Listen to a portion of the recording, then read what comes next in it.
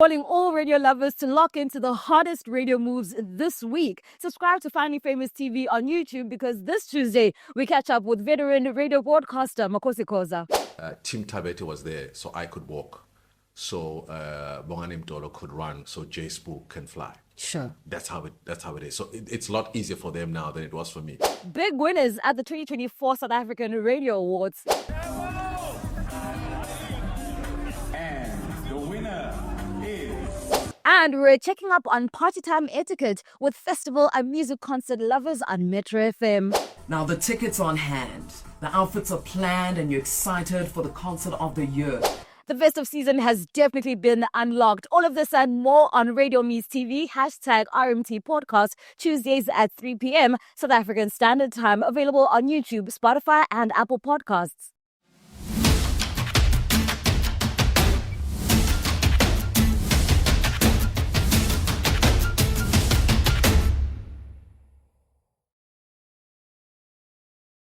Welcome to Radio Meets TV, the exclusive weekly radio recap show. We highlight some of the best moments we've seen on radio the past week or heard and feature fan favorite radio broadcasters. My name is Clarissa Mfeka, your host. The hashtag is RMT Podcast. We've been receiving so much love on social media, on TikTok particularly. Do follow us across all social media platforms at Finally Famous SA. I must admit, it's been an interesting season so far. You know, the quality of radio of late has been pretty impressive, and you know, radio shows are just pulling out all the bells and whistles. You can tell that energies are high. It's probably because it's the festive season, especially in South Africa, man. It is just crazy. And Saturday alone is a night to remember. It was a big night for the broadcasting industry with the annual South African Radio Awards taking place. So I brought my award. When I say radio award, can you see this, camera guy? Can you see this?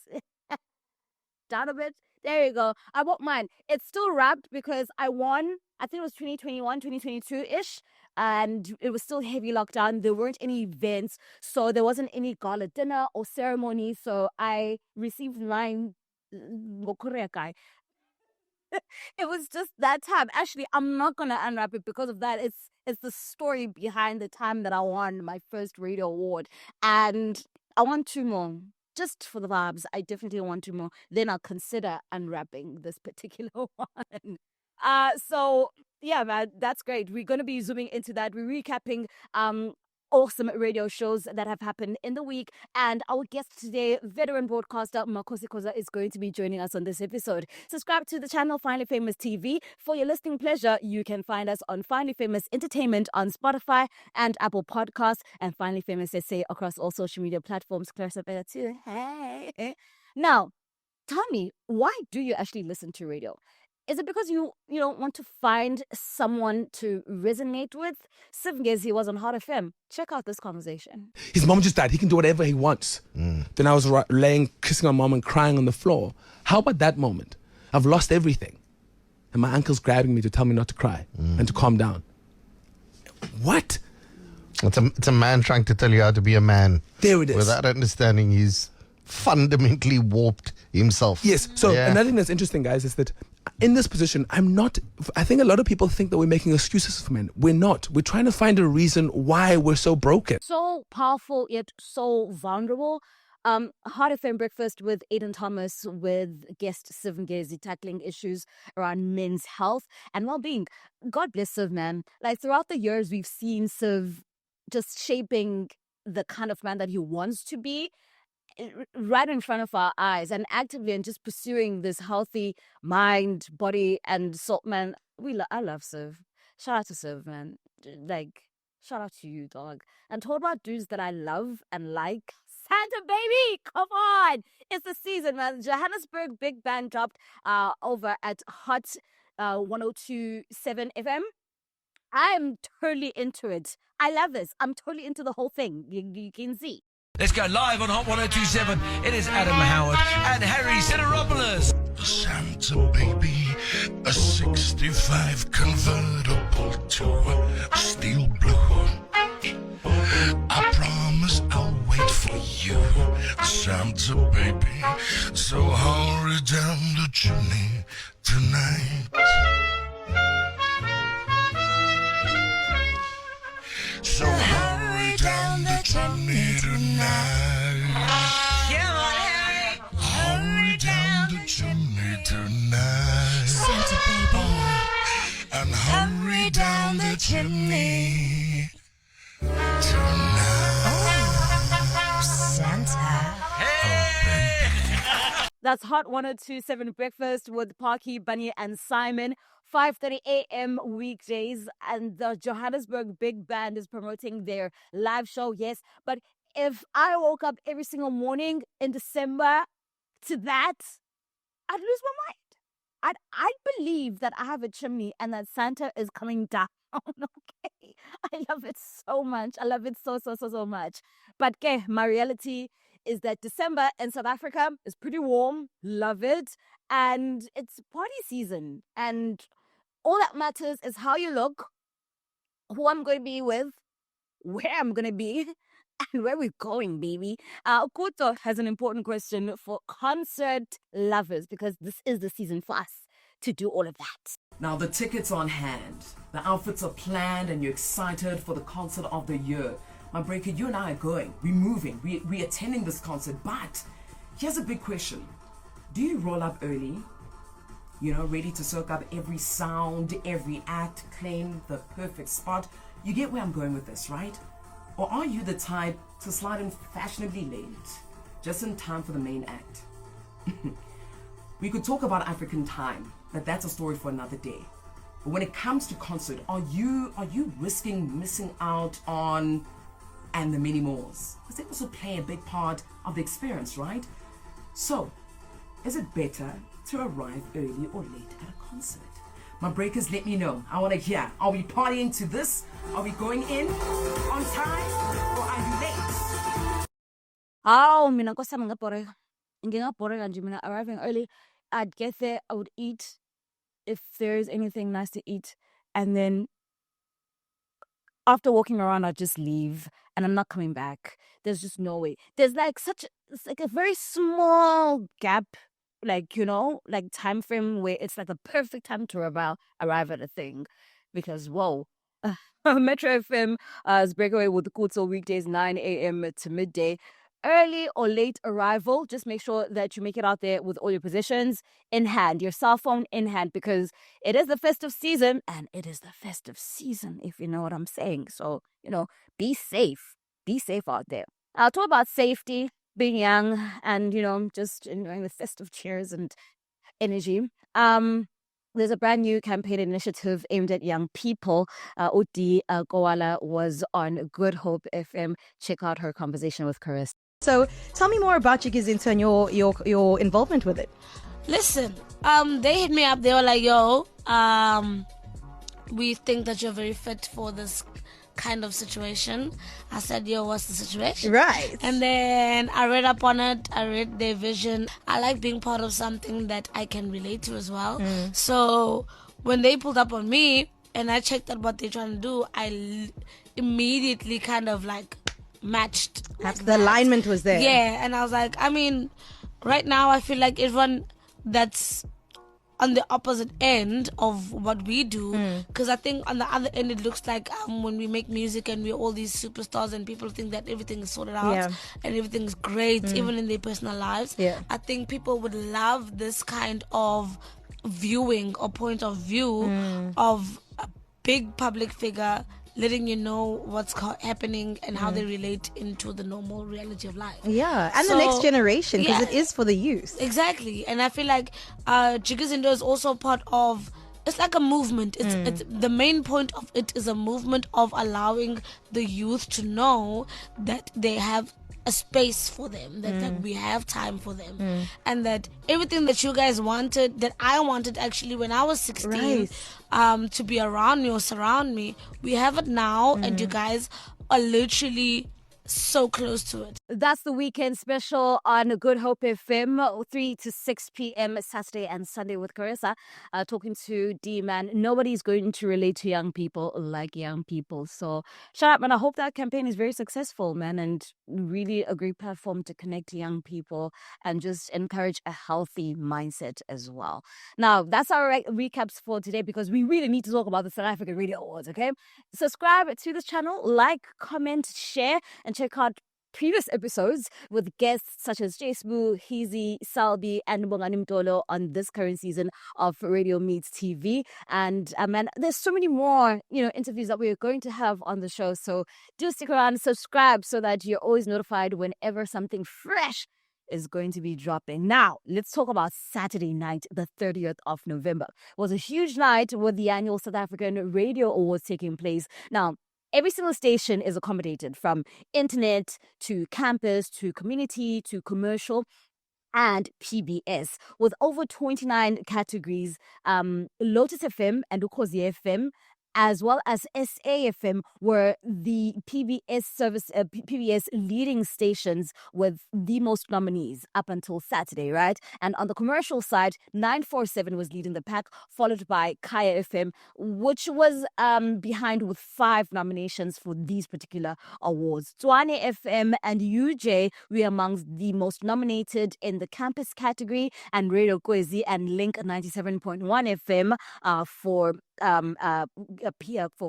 community. Now, let's talk about the winners. Now, the station of the year went to 702, Lesedi FM and Radio Kwezi and VOW FM in their respective categories. So that's commercial, PBS, community, and campus. The My Station Award, My Station Listeners' Choice Award, where people had to vote, listeners had to vote for their favorite radio station, went to the one and only Ukhozi FM, the biggest station in the country and in the continent. Now let's get to the juicy categories. Breakfast show presenter. In each category, commercial went to 702's Bongani Mingwa, and PBS went to True FM ku Makasandile Mpunzi. Congratulations, guys. And the biggest category, every radio station wants to have the best breakfast show ever. And the commercial category, best breakfast show went to 947's Anile and the Club, and SAFM's SA Rise. All right. Afternoon drive presenter went to Carl Waitsy off of KFM, and PBS went to Lesedi FM's Elizabeth. Congratulations, guys. And afternoon show went to Roger Goodshaw for commercial, and Mhlobo in his afternoon show won for PBS. Congratulations to all the winners for this year's radio awards. There are so many categories, so many people. As a radio person, you have no idea how incredible it is to even attend that gala dinner, because you get to mingle with other radio personalities that it's just never going to happen. You're never going to find all the radio people in one room once a night, once a year like that. It just never happens. It's always been like an absolutely incredible experience for me. I'm going to document it so much better next time, because the years like before, I think things like COVID really put things into perspective, okay? Because prior to that, you just go, you're in Santa, you go through the awards, this after party is great, and you meet all these incredible people. And, after COVID, it was actually very insane. You're like, actually, I want to document this better. I want to document this more. So shout out to the South African Radio Awards. Continue to, give us a platform to celebrate the craft, the art, the industry. We love it so much. Subscribe to this channel, Finally Famous TV, on YouTube. Like, share, comment. We appreciate all the engagement. Finally Famous SA across all social media platforms. And for your listening pleasure, Finally Famous Entertainment on Spotify and Apple Podcasts. Up next, our guest, radio broadcasting legend, Makhosi Khoza.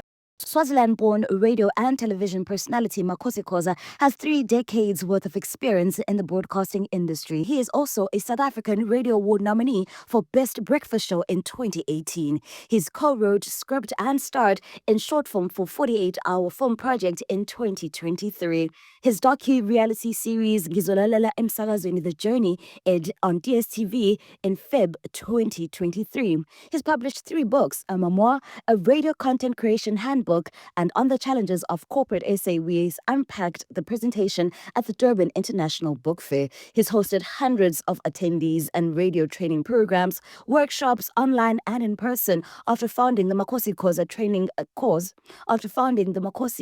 radio training course in 2010. Makhosi Khoza has worked on numerous radio formats in multiple roles as presenter, manager, and consultant for radio stations including EBIS2, Capital Radio, Durban Youth Radio, East Coast Radio, GAGASI FM, Radio 2000, Megazone Hit Radio, BBC Radio, Channel Africa, 702, Cape Talk, Rise FM, and Vuma FM. He has voiced numerous projects as a voiceover artist for short radio spots to corporate videos and documentaries. Ladies and gentlemen, Makhosi Khoza. And the crowd goes wild. On On count of one. It's enough. It's me. Makhosi, welcome to Radio Meets TV. Thank you. Again. Again, yes, again. Many agains. How are you? How much time do you have? Not 30 years. I'm in a weird place, a good place, a different place. And I think I'm in a place where I'm having to navigate a certain freedom, but with the freedom that comes with opportunities to grow, to build from, or just to reboot and start things anew. So I'm in a weird place, but an exciting place because I think it's challenging in the sense that there are opportunities. You're using words such as new place, challenging, opportunities for somebody that's been in radio for as long as you have. Walk us through Makhosi in the beginning of your radio career. How did that start? And you said you don't have 30 years. I don't. Okay, let me try in 2 minutes. Long story short, didn't want to be on radio, but love the medium. Stayed up at night listening to it. Where? I know you from Swaziland. Yeah, ESWATINI, the capital. Okay. So my room was next to my parents, and my dad every night would knock on the door saying, please turn the radio down. I was just so enthralled by it. Listening to people speaking? Yes, listening to people speaking. And it was like one of those weird things where in my day, it was the TV, it was the internet, it was everything. I'm like, how do they know the music that they play I relate to, the conversations that keep me up at night and that kind of thing? Fast forward, landed in Durban, discovered this. Why did you move to Swaziland? I'm basically like what's his name? Kanye. I dropped out of varsity. Not dropped out, let me be honest, I failed. I spent 4 years doing a BSc. What's a BSc? Bachelor of Science. So did first year, failed. I've known you for as long as I did not know that. Clarissa, it's an old story. I literally do not know that. Let me walk you through. First year, okay, let me take you one step back. I wanted to be a pilot and then wanted to go to flying school. My dad says flying, physics, science, do a BSc. Okay. Which absolutely trashed my career path. I was like, I'll do high school, A-levels, straight to flying school. Sure. Dad is like, no, you finish high school, you'll do a BSc first. Okay. To have something to fall back on. So that was his fallback plan for you. Exactly. So was not motivated. Thought BSc was like very nerdy. Okay. I wanted a specific field. So Aviation. First year, fail, repeat, pass. Second year, fail, repeat, fail. Ooh. So I spent 4 years doing a BSc. Ooh. And back in my time, you can only repeat once. Ooh. So then it was like, okay, so BSc didn't quite work out. Now what? I was like, let's try law. Okay. Now law brought me to Durban. Okay. In the day, it was UKZN. Durban is my mom's hometown. Okay. So we grew up coming here for December vacations, the beach and all that jazz. Get to varsity, discover there's a campus radio station, DYR, joined, people heard, and like, wow, you've got talent. I'm like, no, I'm just messing around. And they basically was on, no, pursue this. So what's happening with the law? Law, I did a year of law. Okay. Then I got bored out of my mind and I wanted a challenge because all I was doing was cramming and regurgitating, not thinking. So I think I'm very curious and restless. So I don't want to just cram and get the degree. So then I told the varsity that I can't do this again. I need a challenge. So they said, what you can do is you can change faculties to commerce, but you can continue your law degree. So law is one of my majors. Business administration is my other major. So basically, I'm a BCom law and business administration graduate. So whilst I was doing that, You graduated. wait, where's my camera? This one. Yes, I graduated. Oh, ye of little faith. Should be a suit and tie right now. Ask me if I've ever used it, but yes, I'm a graduate. Well, I mean, how difficult is it to ask for us to do what we're doing? now, so what's with this change of career path, and obviously you one faculty to another? What's the conversation like at home? How's dad feeling about this? Awesome, because they're not involved. I sat down, had a talking conversation with myself. Yeah. Told my fellow classmates that, guys, we can all see that this is not the law we'd signed up for. We're looking for the challenges and what. But they start you off easy. Sure. And then I discovered that second year, you just go further in depth to what you learned in first year. I was like, no, this is not the one. Because at the time, the exciting field I wanted was commercial law. Sure. Now, I grew up in the day of LA law, which was the big drama at the time. And then I was like, okay, that's the first thing. That's what I wanted to do. Secondly, there were too many lawyers graduating. Okay. So to be special, you'd have to do a master's. Okay. To do a master's, you then have articles. So I'd spend 7 years doing law. I was like, no, this is not the career path that I've got mapped up for myself. Fourthly, my uncle had an office in town. Okay. He was an advocate. Okay. And he worked too damn hard. And Every you looked time- at that and you were like, No, there must be an easier way to make money. so within these 7 years, then there's DUR. Is this where it No, starts? or- that's why I ditched law. After 7 years? No. I was like, that is what I was looking to do. Okay. And I wanted to differentiate myself. Sure. And I was like, no, that's not the one. Hence, that also compounded my decision to like, let me do something else. Hence, so I graduated. Okay. Right. So I'm just trying to lay the foundation that, I did the BCom. So I did a year of law. It was called BProc at the time.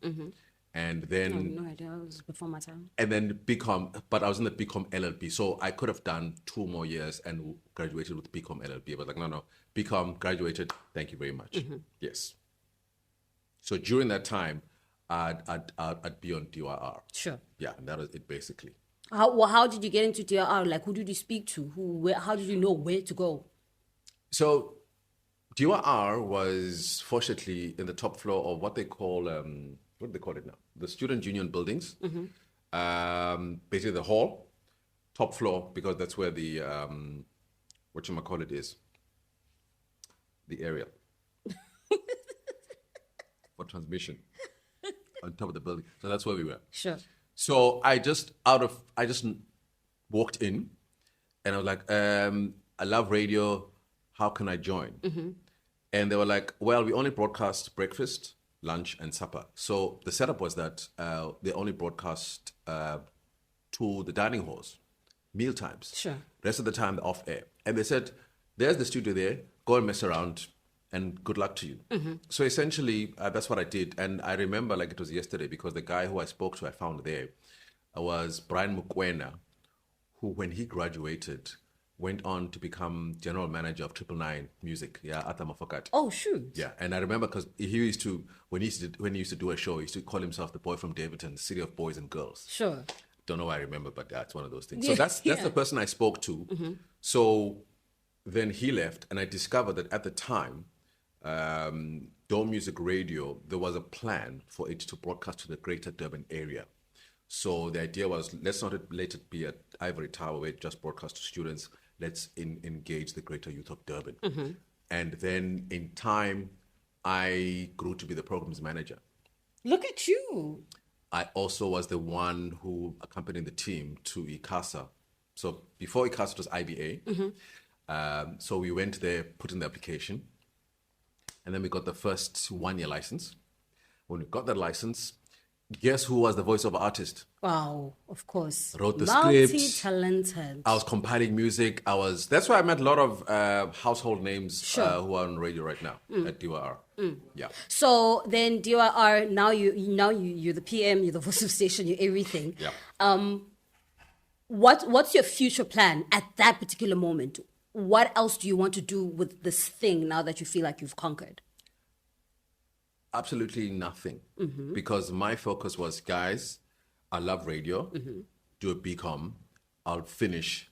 This is just because essentially joining a radio station was like when you join a tertiary institution, they encourage you to join a club or society. Sure. So that was my club or society. So it was like the thing you do when you're at varsity. In as much as other people who join chess club, hockey club, I chose radio. But it was a matter of like, BCom, graduate, I'll be in a suit and a tie when I graduate. So there was no plan further than that. That's before people started saying, hey, do something with the thing you've Now got they're talent. encouraging you, yeah. Yeah. So fast forward, one of the guests we interviewed was Kenny Maestri. Yes. Didn't know him from a bar of soap. Just saw this tall Indian guy with hair up to his waist. And then as it turned out, he was at Westville. So it was a kind of because UKZN, it was a sister campus. So we'd invite certain presenters from Ordwax to come and broadcast. And then he was like, well, he was a hit because he joined Capital Radio, which is a station based on Durban South Beach. And he said how he joined was they had like a talent search thing called Give It a Go. You send your demo. If things go well, that's what you do. Yeah. So he suggested Ice do that, just Ice. Ice got in. He suggested the same thing to me. Like, oh, I'll give it a shot. Sent in my demo. And back in my day, when you applied for any job, they had the courtesy to reply to you. Sure. And I got a nice we regret letter. Ooh. But that we regret letter somehow sparked a challenge in me. I was like, you know what? I'm going to polish my act. Next year, I'm going in. The following year, I did. Sure. So this was about 93-ish. Damn. So like the last year of varsity, I was on big time doing graveyard on weekends at Capital Radio. And that's where it all started. Sure. That's where it all started. And so after I graduated, it was really a matter of like, you know what, this radio thing, I've got a car, I've got a flat, I'm living the life. Let me see how far I can go with the radio thing. And then if stuff should ever hit the fan, I've got the BCom graduate. The BCom degree, yeah. So yeah, 32 years later. Yeah, that was literally 32, 93. No, 93. It's 31. But I started, there's one bit I forgot. Yes. So 92 is when I went to varsity for the second time. And then when I went home, ESWATINI, at the end of the year, November-ish, I told my mom I joined a radio station. Is there any way she can help me join the radio station at home? Sure. She called some people. So I was on air on our national station in 1992. And there, at the time, it just depends on the roster. Yeah. So at any given time, you're doing breakfast, you're doing afternoon drive, you're doing the midday shift. So I hit big time, prime time, 92. So that's when I started radio proper. Does it, at that time, what was the money like? Well, I didn't care. Because remember, I was a student. Yes. You get like your, what do they call it now? Not your allowance. So you're just happy to be on this thing. Sure. And, you know, ESWATINI is so small that literally I can walk home in like 15 minutes. So what am I going to do with money? Sure. So I was just excited to be there. So I honestly don't remember the amount, but I think it was less than 2,000 Rand in a month. A month? Yes. How was it worth much at that time in the early 90s? But like I said, I'm a student, so I didn't have any dependents. It was just pocket money. Sure. So I didn't care at the time. But what I do recall, let me not get ahead of myself, because the Capital Radio story ends in tears. Tell us. So imagine your first big break on radio. Right. And then years later, the company shuts down. So we were all retrenched and got packages. Yes. And it was the craziest thing, because I remember like as yesterday, where everybody was doing demos. At the time, demos were done in cassettes. Sure. Kenny Macy even did one in Afrikaans. People are typing CVs and all that jazz. Just Ice left just before we got retrenched and joined Kaya FM. With my first retrenchment package, a whole 50,000 Rand. That's when I bought my car. And then was jobless for a year. So I spent a year without a job. Doing what? You know, I gave a talk to some students, ESWATINI, a couple of years ago. And I said, you know, when you're waiting for your next big break, your first job, sorry, your next job, and then you end up writing poetry, you know that times are tough. Wow. Wow. It was poor poetry, but it was poetry nonetheless. Oh my, where's the apartment? I left home. I mean, I left Durban and went home You went for a back year. to- I went back to Eswatini. Just pack up your bags and leave. But continue sending demos. 5, Y, you name it. Then one day I got a call. Did I get a call? I got a letter. I don't know what I got from East Coast Radio. And it was Omar Esak saying he likes the demo. Unfortunately, he's only got a graveyard slot. Okay. Am I interested? Mind you, when Capital Radio shut down, I was doing six shifts. I was doing 10 p.m. after Just Ice. So there's 10 p.m. to 1 a.m. And then I was doing the Sunday breakfast show. So I get a call a year later saying, if you don't mind doing graveyard for 5 hours on a weekend. Sure. So I went from whatever I was earning there, and this is what I was going to link to the story about how much, to earning 500 rands a month at East Coast. For the weekends, for graveyard Yes. weekends. Yes. But I had a car and had savings. So it wasn't about the money. It was getting back to the medium. Because I'd There's no way.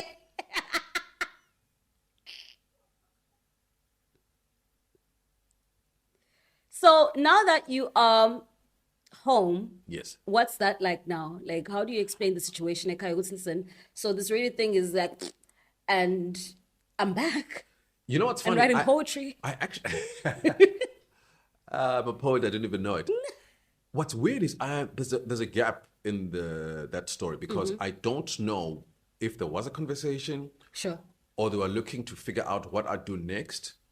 So they're just waiting on your next move. Because I'm trying to figure out whether I did actively try and find another job in that time. Because now, I'm a graduate. yes, that's my thing. You had a fallback plan. So how did that not get into motion? I honestly don't remember whether I tried to apply or I didn't. Because I think mentally, I gave myself 12 months to say, look, if I don't get a radio gig, then Sure. I'll ditch it, put it down on the CV and try harder. So I think because ECR reached out to me literally in November. So I started East Coast Radio November 97. Sure. Yes. So yeah, earning that 480 rands Do you a know month. what I was doing in November 97? What are you doing? Not swimming in your mom's tummy, I hope. No. I was out. No, Okay. I burst out of that. November 97. Yes, November 97. 97. 3 years after freedom, after Sarafina. Yeah, no, I was there. I was there for that. Now I'm trying to jog your memory. 97, I was in grade R. Oh, sweet. I wasn't even in grade 1, is it? So grade R, so for me, that would be like a reboot. That's how I'm going to remember you now. 97, Clarissa the I was reboot. literally in grade R with asthma attacks. That's what I had going for me. So now that you've joined ECR, graveyard, Yes. weekends. Yes. How- Saturday, one shift. So it's just one day. And remind you... How do you divide it into 4 to make it 5 No, as in 5 hours and every weekend. So every Saturday. Okay. Yes. So what happens? How long does that last? I progressed rather quickly because I moved from graveyard. Oh, this story I must tell. So, you know, it's 97, right? Yeah, right. So the Rainbow Nation is fairly new. Yes, democracy. And get to East Coast and like, yo, everything is shiny and lovely and all Please like, tell me that was kumbaya. the year in Kalagata was released. Please, no, sorry, 99. But you couldn't go wrong.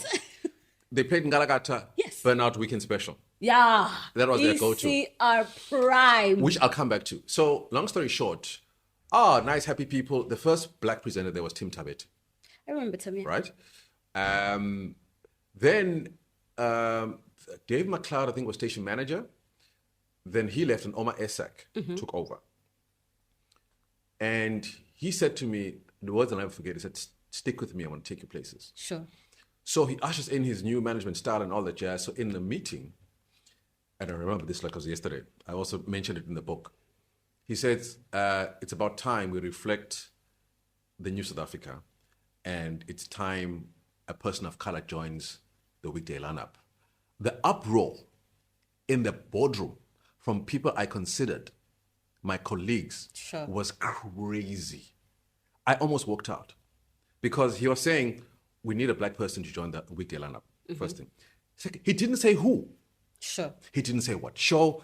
People are just like, I needed the ground to swallow me up because I thought I knew these people, so they're clearly two-faced. Sure. Long story short, I was revealed as that black guy. And where was I joining? Graveyard, 3 to 6 in the morning. So people didn't really have to be all excited. God. Because, true story. So what they actually did is breakfast used to start at 5. So to accommodate me, breakfast moved to 6. And I started 3 to 6 3 to a.m. 6. It's called the Soul Cruise. Back in the day. So 3 to 6.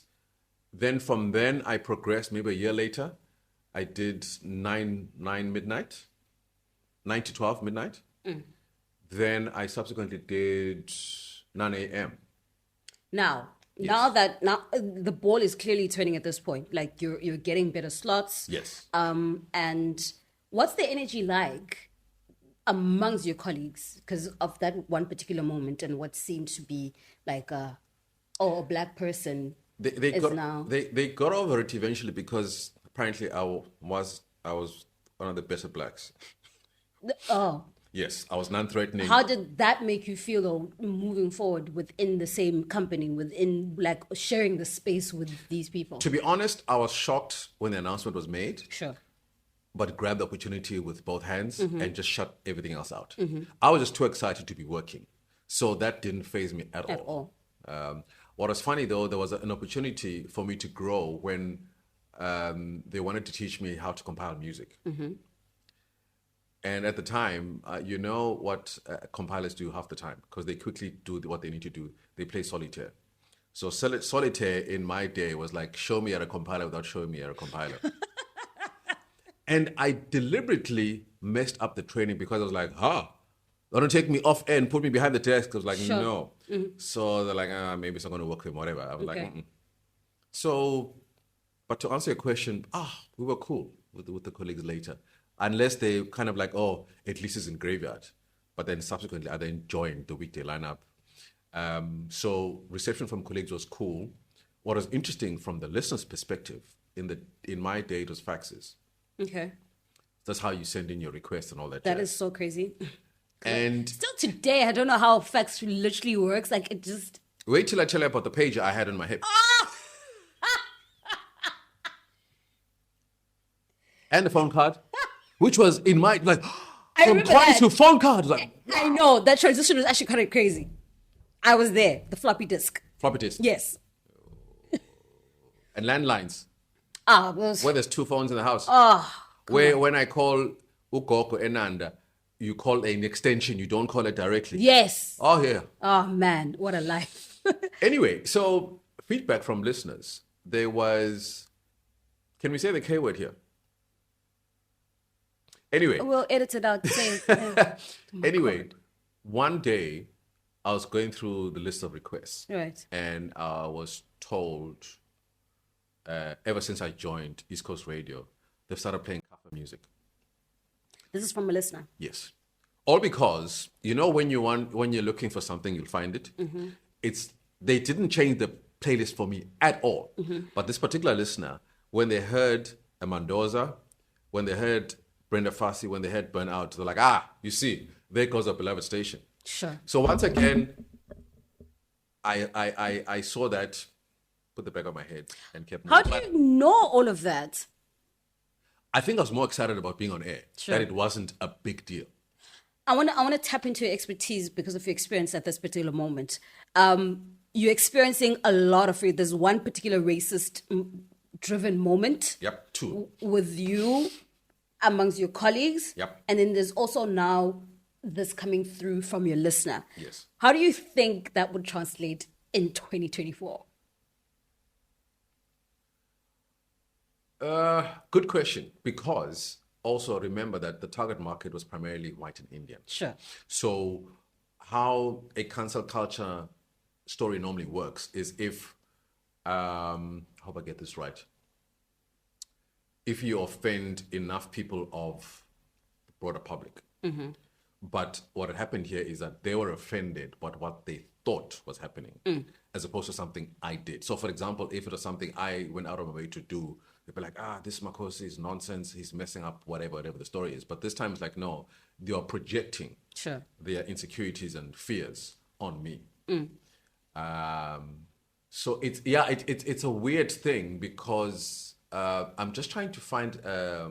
No, because if this were to happen to a presenter today, a black presenter in a predominantly... But which incident? The colleagues Both. or the... Okay. Either or. Because if I am in a boardroom as a black person, and this is the message that's being echoed from, whatever it's saying. I get you. This is number one, this would be in the papers today, in the blogs today. Oh, I know. Trend. Because there's no way. Oh, no, I'd be trending. Number two, a listener, also about BCCSA, now there's so many, But I think it's also about what battles you choose to fight. Sure. And also be cognizant of the times. Sure. Anybody else would have taken it up with management and complained, to say, look, I'm being bullied. What's this? I'm being racially profiled. Then there's the silly ones like me who are so excited that what's on the duck's back, right? And then also cognizant that it was 97, 3 years after. So I was a guinea pig. Sure. In many respects. And at some point, you have to be those people who are sacrificed for the greater good. I mean, I normally use this example that Tim Tabete was there, so I could walk. So Bongani Mdolo could run, so J Spook can fly. Sure. That's how it is. So it's a lot easier for them now than it was for me. Because, I mean, today you can't do that thing. It's not even an option. It's like, why are you offended? It's like, it's because the black. Like, yeah, but look at the character of the person. Don't project. So I was also cognizant that, you know what, don't upset the apple cart.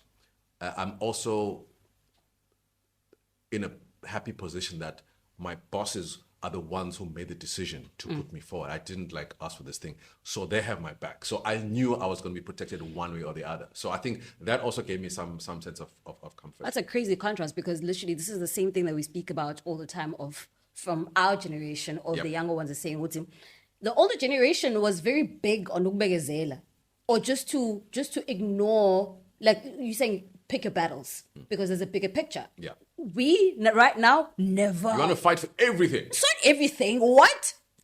30 plus years after democracy, you want to do what to me?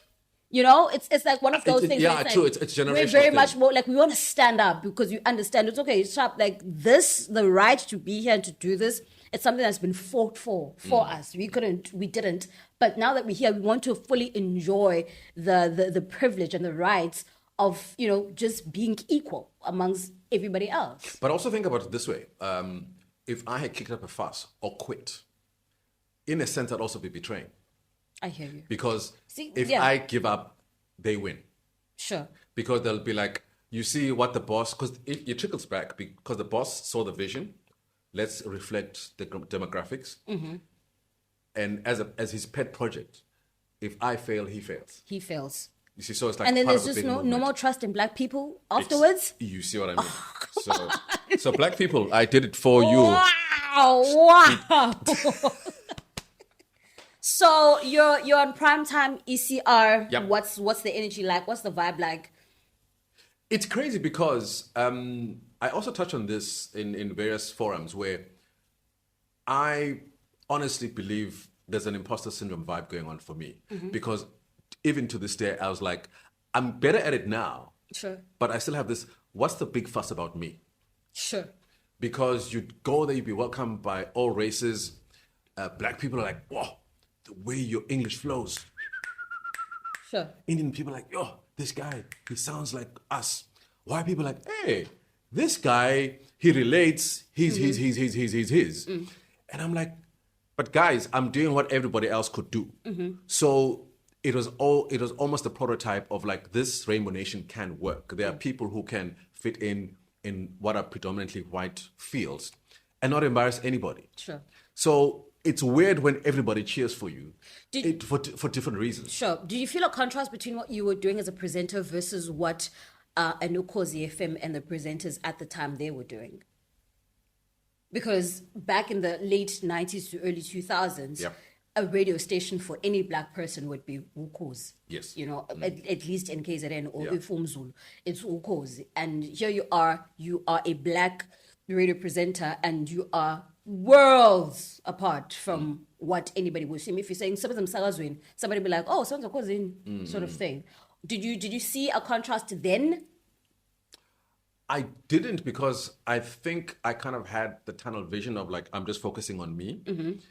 What the greater politics are like outside, I wasn't really too deep into.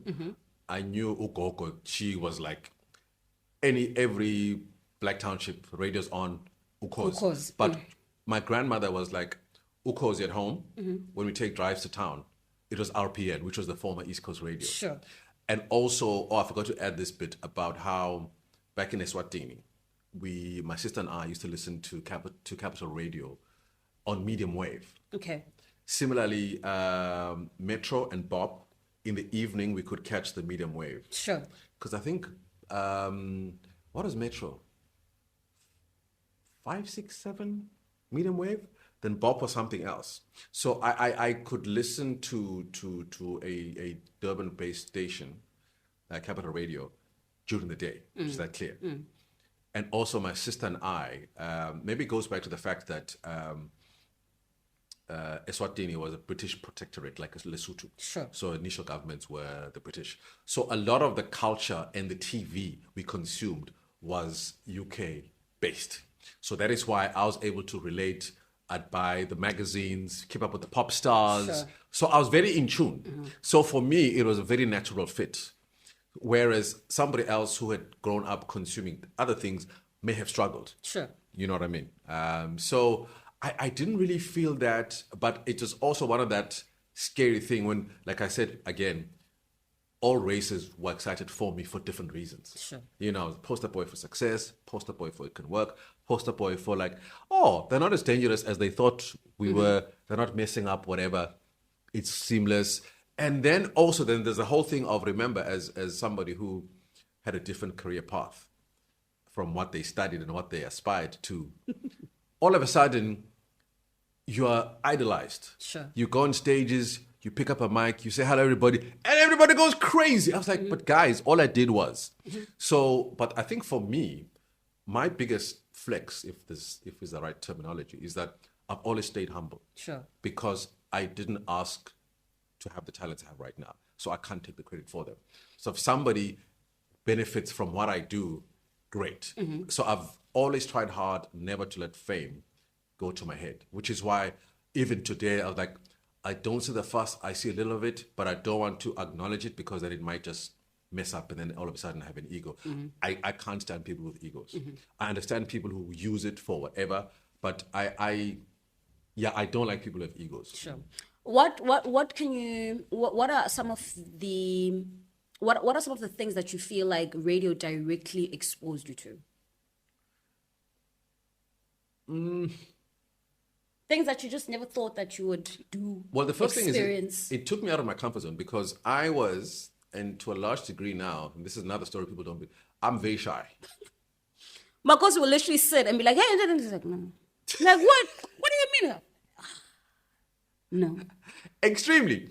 So, and in my day, I remember I started radio in a pre-internet, pre-social media. So it was existence. more about what you could do on radio and not being popular, per se. People knew the name and the voice, didn't know you. Yes.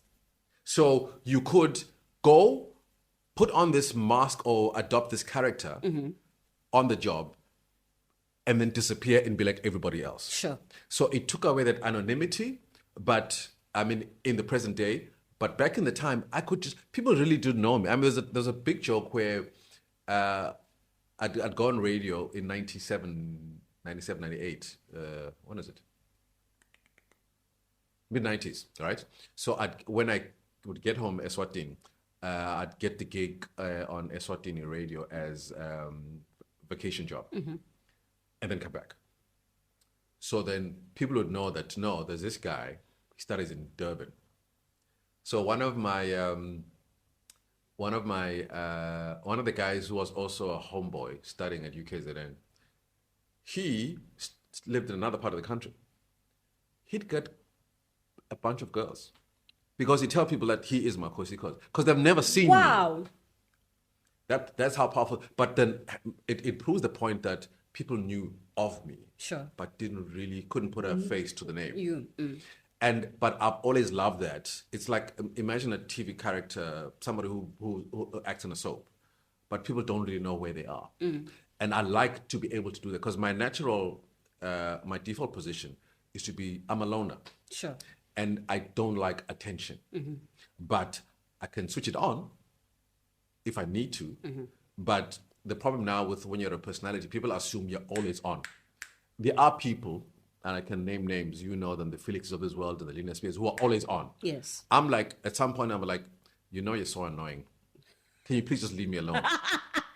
I know. And you're like, yeah, but this guy, I'm like, yeah, on radio. Don't confuse what I do with who I actually am. I hear And you. for a lot of people, it's very difficult to differentiate. To separate the two. Yeah. So it exposed me, took me out of my comfort zone, had to be more of a people person, which is weird. And like people will offer you gigs just because of your name. And like, I'm like, why is it so easy? Sure. But then at the same time, they're doing it for everybody else. I'm like, okay, this is a smooth ride.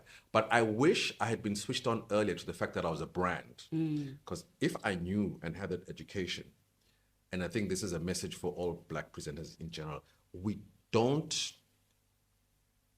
are unable to decipher this early enough. The other races are very quick to understand that, you know what, when you have some degree of fame, work on the brand. Sure. It's going to make much more for you in the long run. I wish I had done that because I'd have an empire. Now, after ECR, what happens? How long are you there for that stint? 9 years. 9 years. 97 to 2006. I remember it like yesterday because what then happened is I literally did all the prime shows except for Afternoon Drive. Okay. And then I had got married by then, 2004. And I remember one day turning to my wife saying, I can't do this next year. Okay. Because having done all the various shows, prime shows, I discovered the formula. It's like discovering the algorithm. And I was like, but I'm bored. Sure. It's different positions, but they're all Doing the essentially same are the thing. same thing. So I needed a challenge. I think I put it out in the universe. Lo and behold, 2006, I'm headhunted to be the first program manager of GAGASI. Look at that. P4. Was it still P4 No, at no, the no. time? It was. So when I got the call, it was P4. Okay. So when I started having conversations with Pearl Sokul, who was the MD at the time, and they had the studios were in Old Ford Road, opposite the SABC. We had the conversation, and it was in transition. And then she sold me the vision that we're moving from P4 to GAGASI. Sure. And at the time, the program manager was Khomutso Muket's KG. So they then moved. Had they moved by then? No, they hadn't. Yeah, so when they changed to GAGASI, I was the first program manager. Sure. So 2006, lo and behold, I was like, hallelujah, new challenge. And you're excited for it? Oh, you have no idea. Were No you idea. okay with not being on air? Perfect. Because remember, when I set it up, I said I was sick and tired of being on air because it seemed like the same thing over and over. So this was a new challenge behind the scenes. And I remember a former program manager of mine at East Coast Radio, Naveen Singh, when he was made program manager, he got a lot of that question, like, no, don't you miss being on air? He said, how can I miss being on air? Because I went from being worried about my own show to worried about 15 shows. Sure. So I had the same thing. So now I'm responsible for all the content, all the presenters. What's the first decision you made as PM at GAGASI? What's the first thing? What's the first stamp of? So the first decision was made for me. The second wasn't. Right. Let me put the context. I was told, Makhosi, you're the program manager. Sure. You can hire whoever you want. Sure. Will be guided by you. As long as Alex and Tiana is there doing breakfast. Sure. So they said, we will build the station around Alex and Tiana. I knew of him. I think I used to meet him at gigs now and then, but I'm like, I don't really remember him because I wasn't like a hardcore Ukhozi FM listener. So that was the decision. Sure. So I started building the show with Alex in mind. So I literally crafted all the shows. But we crafted the characters on the breakfast show with Pearl Sakulu at Spigadora on Florida Road. I know, yeah. We spoke until I think that's 2 a.m.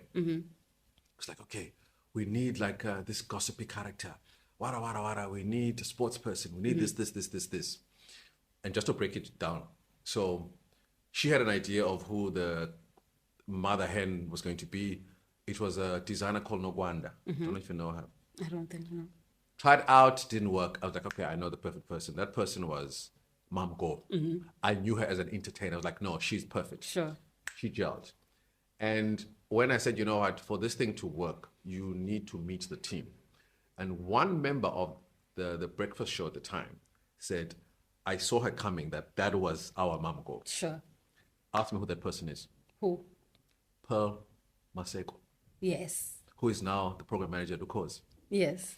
who I hired because she was emailing me like every second day saying she's in a TV production job in Joburg. I think it was Rapid Blue, and she wanted to do radio. So I was like, well, send the CV, we'll see what we can do. I'm setting up the team tomorrow, so if you want to be part of it, come through. She came through, and there was a team. So it was it was Pearl, producer, Mamko, the mother hen, and Pumlan Dube, Big Pan, Sure. was sports. And he was turned into a sports presenter because I remember him from when he was at East Coast Radio. He won I think it's called a Rhodes Scholarship to study journalism. So he did news at East Coast. And then I called out one of the journalists there who I think Cebom Tem. Like, hey, I need a sports presenter. I'm thinking of Pumlani, but I don't know because he was doing news, can he do sports? And she said the famous words, if you're a journalist, you can do anything. Sure.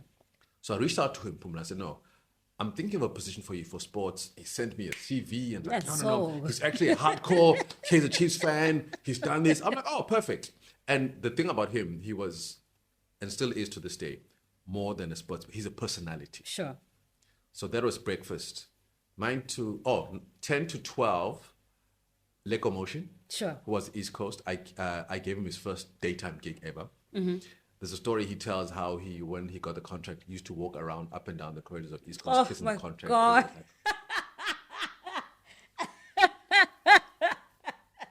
Because even salaries, I negotiated. Sure. And then afternoon drive, I brought Ice out of Radio Wilderness. Because after the Metro gig ended, he was off air for like two years. Sure. So I said, hey, Ice, dude, here's a gig. And then I moved Tando Letu, who was doing breakfast on P4, to co-host with Ice. Sure. So that was the weekday lineup. Then there's another famous One of the story. most iconic lineups, actually. Then there's Everybody remembers those. And then there's another famous one of, so the East Coast linkage is that at the time, GAGASI was kind of linked to Kagiso Media, which is like a mother body for East Coast and GAGASI and P4 Cape Town, which became Heart at the time. Yes. So head office was like, hey, we've heard things about these guys called Durban's Finest. We have an idea. Why not get them to compose a jingle for this new brand GAGASI so they can give it the stamp of the KZN flavor because they're popular. I sat down and I thought about it. I was like, why give them an opportunity to do a jingle when I can just give them a damn show? That is how G Sessions was born. Sure. So that was my baby. That is crazy. That is so crazy. That is how G Sessions. And then I subsequently fired all of them. How? I don't know how many people have ever fired TIRA, but yeah. When I fired him, I was like, do I just fire you? And will the others, will Sindo and Socks remain? And he was like, Wow. no, we're all leaving. Wow. And what's funny is it was a 2-minute meeting. Oh my And the whole time he goodness. was kind of on his phone looking up, and I was like, no, it's all good. Do you know the story behind it? No. So randomly with my wife at the time, we were cruising on the beachfront. Yeah. And at that particular time, I don't know what season it was. There were like free concerts on the beachfront. Ukhozi was having a gig. Lo and behold, TIRA was performing, I think with his own professor and DJing, which was fine as an artist. Then he put on a Nukosi t-shirt. Then he started singing Nukosi FM's praises, and I was like, And you just so happy to see it. he was so unfortunate. I was right there. Literally, I could have been anywhere along the beach, and I was like, this is not going to end well. Ooh. Got back, told Pearl, called them for a meeting. Oh, man. Oh, man. That is so crazy. Yeah, so that's how they left. That is so crazy. And what's interesting is that they eventually joined Ukosi. They also had a session at Ukosi, but it was. So let's move on quickly now. So PM GAGASI, what's next? Then we had managerial difficulties. Uh-huh. So then we had managerial difficulties at GAGASI, and I quit as a program manager. And Ice left because now he was like, hey, he got wings, literally. He got back to Metro, I think. So I needed a new afternoon drive host. So in my submission to the program, to the station manager, I was like, no, I know it's going to happen. I'm going to move Leko down to afternoon drive. Okay. Then she said to me, the board has different ideas. I'm like, what? That you'll become afternoon drive host. How? I'm like, me? I was done with this. So I hadn't quit at the time. And I was like, okay. And then the PM was like, no, you'll do both. Sure. I was like, oh, okay, cool. Let's try that. I'm like, contract? Like, no, we'll sort it out later. So then that's when I did afternoon drive with. Was not still with Thunderbird? No, it was Vugile. Nangaba Mackenzie. Yes. Oh my goodness. I've I seen think, so yes, many people Zippy Kwam. Oh my goodness. Now, unfortunately, what then happened was, I hope I can speak about this, but I'm speaking about it now. Unfortunately, what then happened was that the offer they came back with eventually after a couple of months was that, no, because you're program manager doing a 3-hour shift, we have to cut your salary in half. Your PM salary. Okay. And I was like, it doesn't make sense. Yes. When I'm on air, I'm still a program manager. Yes. And they're like, So eventually I got an attorney like, no, please speak to these people because I don't understand what's going on. Eventually it was sorted, but things never really came right after that. Sure. So I quit as program manager, continued as afternoon drive presenter. So there was no program manager for about 4 or 5 months. And that's when Patrick Bohatsu was hired. Sure. To replace me. And may his soul rest in peace. But I think he was told I'm the devil because we never got along. At all. To the point that Vugile will tell you even now, we literally got suspended at the drop of a hat. To the point that in the first year, Vugile and I think were suspended for a total of a month. Sure. And it was like petty things. Petty things. Like, suspended. Dude. Ooh. So I was like, hey, clearly this isn't working. Yeah. So then I was like, juices. You're out. Yeah, so that's when I joined Radio 2000. Sure. Reconnecting with Ice, who was doing breakfast. Do you feel it's not even a feeling? I think radio is that, it's like it's niche and it's just that small. It's just. It is. It's one of those, don't burn your bridges, but also have your principles. Also try to read between the lines. # know your worth. That is so study. much. But it's one of those, I'd encourage people to do it. But here's the trick. I'm not blowing my own horn, or maybe I am just a little bit. I left East Coast and joined a couple of stations in Joburg, Mpumalanga. And came back and I found people who were still in the same station, same position. Sure. And in my head I was like, how can this be your life? But for some people it's their comfort zone, for some people that's it. But there's the other thing of like, never settle for being a big fish in a small pond. Sure. And I think it's also a Durban culture. Do you think so? People here are very comfortable and don't want to test themselves because they're afraid that they'll lose popularity. But if you want to improve yourself, you need to go against the big boys. Sure. And see if you can hold your own. basically you're saying if I host a breakfast show here Yes. in a commercial radio station in KZN, Yep. I should not be afraid to go to a national or approach a national broadcaster and do graveyard. Absolutely. Not graveyard, but what I'm saying is to join that platform. Sure.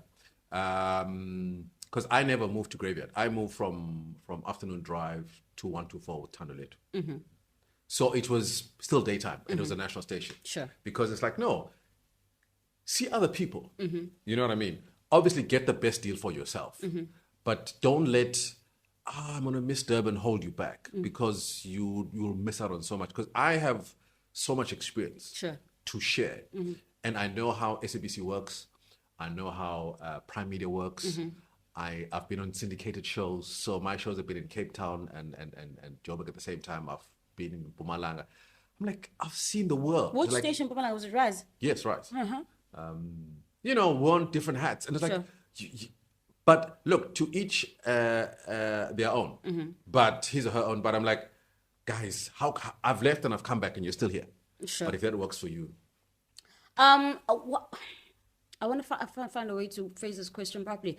At what point do you feel like you have done enough and have learned enough to be able to share knowledge to other people? Like, is there a particular point, or is it a matter of how much you soak in and your perspective, or is it a matter of this is how much work I've actually done and this is my experience, and now I think that I'm ready to share with other people that want to be in the same space? so it's all relative, Sure. right? Some people work on the premise that you need to have a long service award before you can share. You're not going to get that. You're not gonna get that. And others rise quickly to the top and have like their 15 minutes in the limelight, but it's a hot minute, and they're really the go-to people. Sure. Everybody has experiences to share, right? But so, for example, Tibo Touch has a story, right? I have my own feelings about his presentation style or whatever. Sure. But he's out there in the public, right? But he's only been on 1.5 stations, if at all. I hear you. I've worn many hats: management, presenter, hired, fired, come back to the same station where I was hired and fired, Sure. and come back and work from the bottom up again, internationally, community, bilingual, English speaking, community, national. So I have a colorful bag from which to dig in. There's space for everybody to learn and share, right? And then also I've done online. But you'll find that some kids today who only do online have a story to share, right? Because even your typical radio stations also have like a digital platform. So everybody has enough to share, but it's one of those.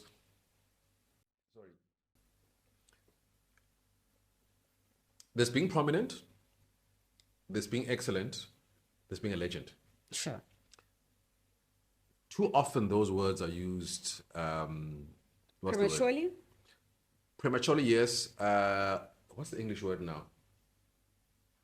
Use a They Swati are word. You haven't said a thing in Swati. Ufuna ngithini? Intermittently, they're not synonymous with each other. Okay. So, for example,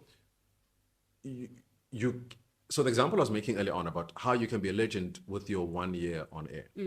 The same way Mac G had a relatively short stint on radio, Sure. but he's legendary in how he lost his radio gigs. Yes. Right? And he's now legendary in what he's doing in the podcast space. Sure. A lot of people associate, typically though, most people associate legends with long service. So if I'm just on the long service category, I'm a legend. Sure. But there's some people who have long service, but it's a very dim and average experience, existence. I hear that. You know what I mean? No offense. But also to have been in the game and still relevant, quote unquote, decades later takes a lot. It's not by accident. Enter Wilson Bingosi, right? So people have a lot of views on what he does, how he does it. but he's still speaking to people who want to listen to him. And they do. You see what I mean? He's not drive show material. He's never been. But he's in his lane, he's in his element. You know what I mean? And he's in his bag. So that's okay. So weekend flavors have different things. But then when you look at because I also make the distinction between certain stations which make you popular very quickly. Sure. Because they're a bigger platform. Yes. But are you the best at what you do? Absolutely not. I'm very firm on that. The same way that I would look at a national station and say, so-and-so has a big platform, but they're not the greatest presenter. I hear that. They're a household name. And also how some people have asked me for the longest time, hey, why don't you join this station? I'm like, it would do nothing for me except make me more famous. Sure. I don't want to be more famous. Before I ask you for your 66 lineup, I want to, particularly because I think you said you did your drive show quite later, even when you were in the East Coast. You didn't do the drive show at all at East Coast. Let's do a breakfast show, for instance. Looking at a breakfast show in the mid-90s or late 90s to now, what would you say are components that make it work? We're speaking to just a different mindset and different listener, I think, altogether. But what do you think were like the three most important pillars for a breakfast show like 20 years ago versus today? I'm saying this obviously because you've been a program manager a couple of times, so it's like you get it. So, firstly, in the 90s, a single personality carried the show. Sure. And everybody else was speak when spoken to. We are not here to grow your particular personalities or careers. So it was the one man, one woman show. So you had to be strong. Sure. Secondly, it wasn't about social media. Okay. You just had to be brilliant behind the mic. Okay. And typically what would happen also is that the shows were, you produced your own show. Okay. Fast forward now, game is very different. You need to be awesome online, on air, off-site, activations, wound crowds, and all that jazz. Show is produced to the last minute. Your co-hosts are central to making a show pop. Okay. You know, what other shows are doing is also important. It is also possible for other elements of a show like online to carry an otherwise average show. I mean, look at what it looks like now. I'll take, for instance, one of the most popular online shows or radio shows that we today, something like a Breakfast Club on Power One, and then you look at, and people love that. Like you'll find it's digital, so you'll find snippets of it here and there. People love it for a variety of reasons, even including the personalities that were there. And then you look at something like a Ivuanati Breakfast Show. What? Ivuanati. Vomzat. Sorry. Yes. Ivuamzati Breakfast Show. Yes. Then there's that. Then there's Ndasbia. And it's like, what made him, or what made that? Because people will still talk about it today, like, it's that thing of the... Because even same thing with Alex and the Breakfast and the crew. Same thing where it's like, till today, people will still reference like those shows. What's going on? So for me, it goes back to fit. Sure. Back in the day, you had to be a radio personality. Sure. Now you have to be a personality. Okay. Be it social, be it entertainment. And that's the problem, is that they are trying to find the polite way of saying this. Do you think maybe that radio stations are making it too colorful and not just being a radio person is enough anymore? Do you think maybe that's the problem? Colorful is a polite way of saying they've opened the door to allow anybody who'll bring any number. Sure. Be it digital, be it notoriety.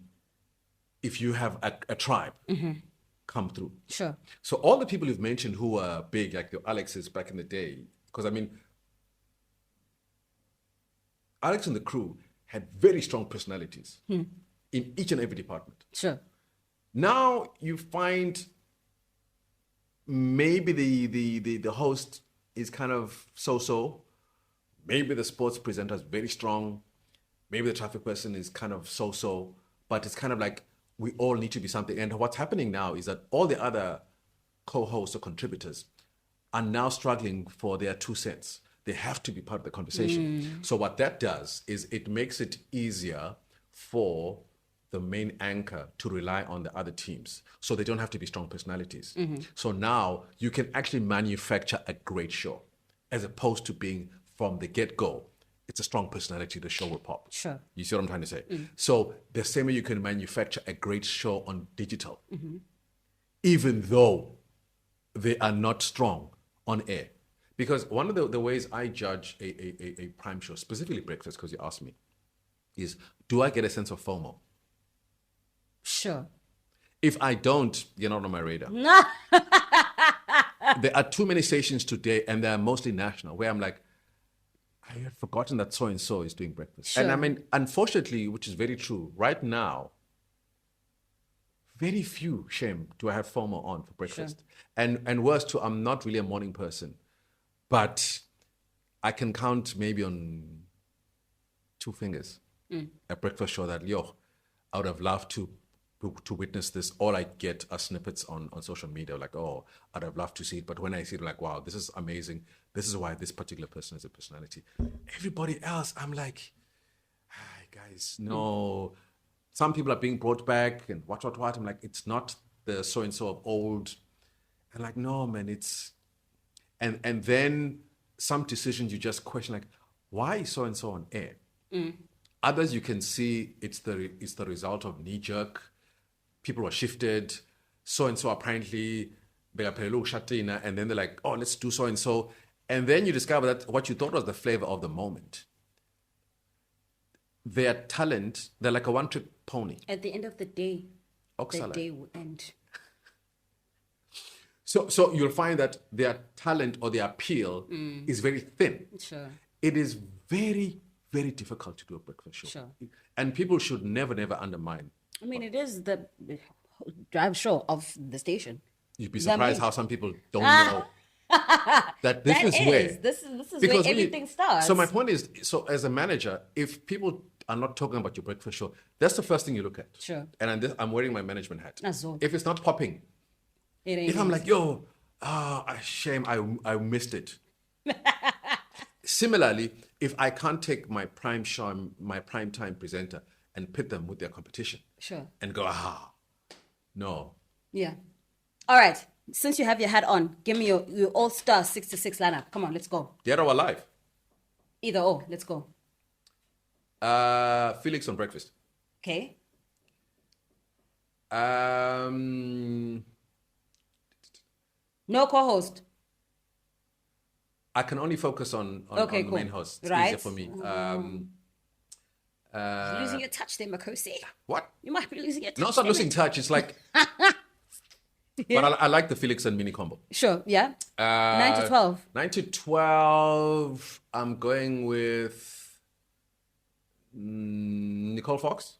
Oh my God, I loved her. Oh my God. 12 to 3, Chili M. Sure. 3 to 6, it's difficult. Zanele Potelo. Oh, cool. And then, we're done. Oh, You want more? I said 6 to 6. Oh, my Are you bad. putting co-host now? No more. I'd love to get Bob in there, but I'm like, now that you've asked me the question, like, no, with that lineup, no. Here's that. No. I'm good with that. You good with that? That is a show I'd wake up for. Sure. That is a show. And the thing is, I'm going to become like a groupie, but there are very few presenters who have Felix Lopez makeup. Very few. Very few. Very And for few. me, I need little Felix Lopez everywhere. You can't. And to stretch the point I'm making. If I need to find a show, a breakfast show where I'm like, because I'd rather look out for what Felix did than any other show, breakfast show. Sure. In South Africa. Name any station right now. Maybe I don't know. I'm like, no, there isn't. There isn't. That's it. You are facilitating workshops. He's doing a lot of things right now. He's really getting into, his mature radio veteran situation. What she said. What does your tunnel vision look like right now? Like, what else can we possibly expect from you? So the weird thing about me is that of all the achievements I've made, for me, I haven't scratched the surface. Sure. And what I try to do, which maybe is a bad thing, but I think because I like to stretch myself and impress myself, there's an expectation that I'll do more in the media space, but I want to also do things out of the media space as a challenge for me. Hear that. But media will always play a part one way or the other. But more publications, more out there. And I've been toying with the podcast. Okay. But it's kind of becoming saturated, so it would have to be kind of niched. And I don't like starting things I can't finish. So once I've put it together, as they say, watch the space. Watch the space. And it don't just be a book, it'll be books. So I've got launches in Pietermaritzburg, and the Durban International Book Fair is coming up a couple of days before my birthday. Okay. I'm already booked for that as well. So I'm looking forward to blowing out the candles end of November, now the birthday. Send gifts, many. Oh, but weirdly is like I use my birthday as my calendar year to reflect. Yeah, me too. I always do that. I think it's maybe like November people thing. Oh, that's what it is. I think that's literally like November is also like, whew, yeah, what have we done this year? You know what I mean? I'm done. Yeah. What's new? What's next? Literally, But it's like I given a choice, I'd rather spend the day quietly by myself. Sure. But I think I might throw a bash or 6. Listen, I would ask you to share some advice for aspiring radio personalities, but I think you might charge us. So we're not going to do that. Thank you so much for joining us today. Makhosi, that was Makhosi. Oh, shoot, one more last thing. Yes. For the longest time, I think there was a salon on Glenwood that I used to go to, Yes. and there was also a poster, politics, like Makhosi Khoza. I'm like, Makhosi, he left radio and then I was into politics. It's the craziest thing. Because I was like, what are the odds? What are the chances? Come on. I'm sorry. But it kept your name alive in my head for the longest time. Before I met you, obviously, this was before, sorry. No. Yes, literally before. So what happened was when Dr. Makhosi Khoza. Yes. Because her initials are MB Khoza. I'm also MB Khoza. Yes. Her name is Busisi, second name. Mine Yes. is Bongan. Doesn't help. When, because she was in the limelight for all sorts of weird Yes. reasons, I used to get DMs from comrades That's right. saying, I don't want a comrade to work behind you. I'm like, Nzog. then there's the famous one when she was part of the panel that was interviewing for Busisi Mkhwebane. Was she the first? No, Tuli Madonsela. Madonsela. First public protector. So I think Makhosi Khoza was there in that committee asking questions, and I think she got lots of views. Oh, man. So at the time, I was in Mpumalanga working for Rise. I got a call from a journalist from East Coast Radio, left me a voicemail. Ooh. And the message was, sorry, Makhosi Khoza, we just wanted a quote from you to figure out how the interviews are going for the public protector. Did you send it? Please tell me you sent it. Please tell me. I would. I told you.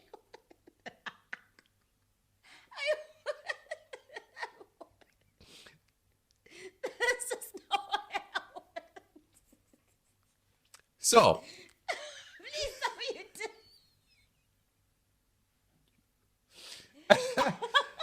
did. hey, my name is... No, man. No, unfortunately, I didn't, because I knew that person's...